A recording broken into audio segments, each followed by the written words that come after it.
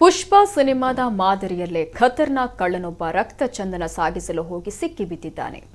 ಅಲ್ಲು ಅರ್ಜುನ್ ಅಭಿನಯದ ಪುಷ್ಪ ಸಿನಿಮಾ ನೀವು ನೋಡಿರ್ತೀರಾ ಅಥವಾ ಕೇಳಿರ್ತೀರಾ. ಅದರಲ್ಲಿ ಟ್ಯಾಂಕ್ನ ಕೆಳಗೆ ರಕ್ತ ಚಂದನದ ತುಂಡುಗಳಿದ್ರೆ ಮೇಲೆ ಹಾಲಿನ ಟ್ಯಾಂಕ್ ದೃಶ್ಯವನ್ನ ನೋಡಿರ್ತೀರಾ. ಸೇಮ್ ಅದೇ ಮಾದರಿಯಲ್ಲಿ ಇಲ್ಲೊಬ್ಬ ಭೂಪ ರಕ್ತ ಚಂದನ ಸಾಗಿಸಲು ಹೋಗಿ ಸಿಕ್ಕಿ ಬಿದ್ದಿದ್ದಾನೆ.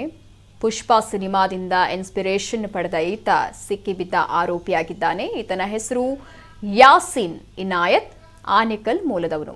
ಈತ ಕೂಡ ಪುಷ್ಪ ಸಿನಿಮಾದಲ್ಲಿರುವಂತೆ 407 ವಾಹನ ರೆಡಿ ಮಾಡಿಕೊಂಡಿದ್ದಾನೆ.